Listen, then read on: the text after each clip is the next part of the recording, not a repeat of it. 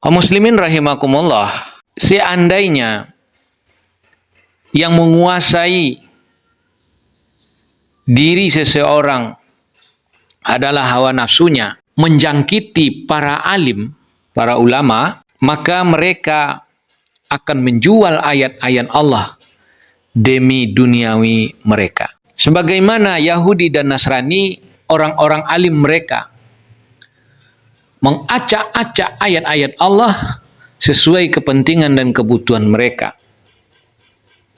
Demikian juga orang-orang alim yang menerima kitab Al-Quran, tetapi hatinya dikuasai oleh hawa nafsu, mereka pun akan melakukan hal yang sama, menjual ayat Allah demi kepentingan pribadi atau kepentingan kelompoknya.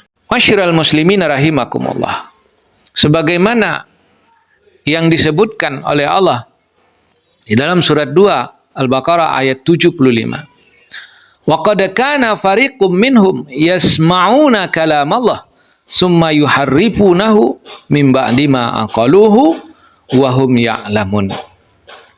Sungguh segolongan dari mereka telah mempelajari ayat-ayat Allah, kemudian mereka merubahnya sesuai dengan keinginan mereka setelah mereka mempelajarinya, dan mereka itu adalah orang-orang alim. Mereka ini sangat ahli di dalam memutar-mutar fakta. Sebagaimana dalam surat yang ketiga Ali Imran ayat 78. Wa inna minhum la fariqai yalwuna alsinatahum bil kitab litahsabuhu minal kitab wa ma huwa minal kitab wa yaquluna huwa min indillah wa ma huwa min indillah wa yaquluna 'alallahil kadziba wa hum ya'lamun. Di antara mereka benar-benar pintar mengolah kata, menulis dan membaca sebuah kitab atas nama Allah, sehingga kamu mengira bahwa ajaran di dalam buku karya mereka itu adalah merupakan sari dari kitab Allah. Wa ma huwa minal kitab, padahal itu bukan konseptual dari kitab. Mereka mengatakan ini ajaran Allah, wa ma huwa min indillah, padahal dia bukan ajaran Allah tapi ajaran mereka. Mereka berkata dusta atas nama Allah, dan mereka itu adalah para alim.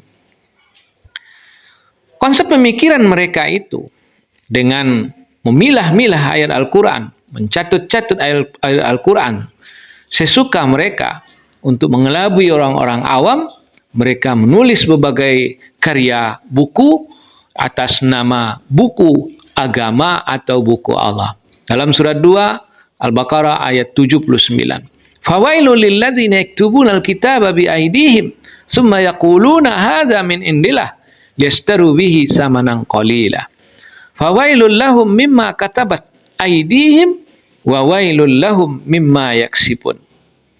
Kecelakaan juala bagi orang yang mengarang sebuah kitab sesuai dengan kepintarannya untuk menipu atas nama Allah dan mengatakan inilah ajaran agama Allah. Mereka melakukan itu untuk kepentingan duniawi mereka, menjual kesesatan dengan membarternya dengan petunjuk. Mereka menjual ayat-ayat Allah dengan harga murah, yaitu harga kepentingan dunia yang tidak ada nilainya di sisi Allah, walaupun sehelai sayap nyamuk.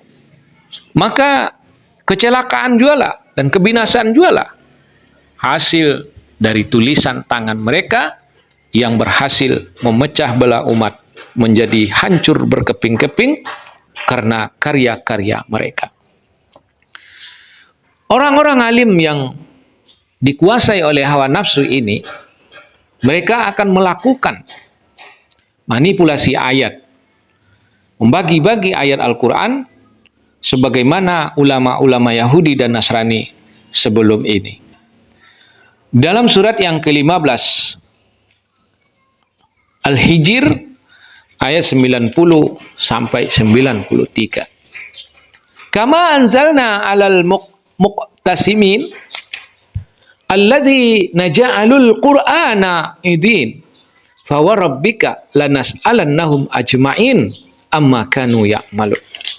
Sebagaimana kami telah memperingatkan kepada orang-orang yang memilah-milah kitab Allah sebelum Al-Quran ini, demikian kami beri peringatan kepada orang yang membagi-bagi ayat Al-Quran menurut kepentingan mereka.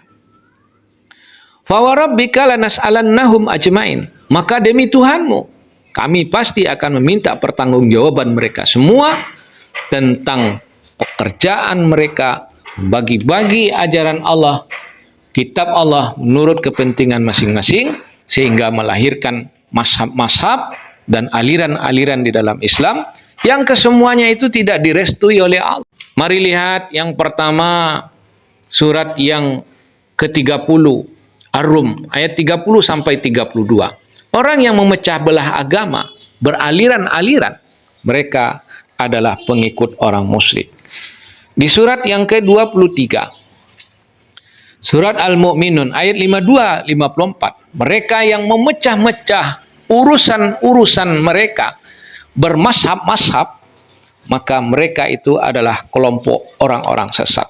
Dan yang ketiga, surat yang ke-6 Al-An'am ayat 159, orang yang memecah belah agama mereka menjadi beraliran-aliran, bergolong-golongan dengan memilah-milah ayat Al-Quran, tidak satu konsep, maka mereka terlepas dari tanggung jawab Nabi Muhammad sallallahu alaihi wasallam.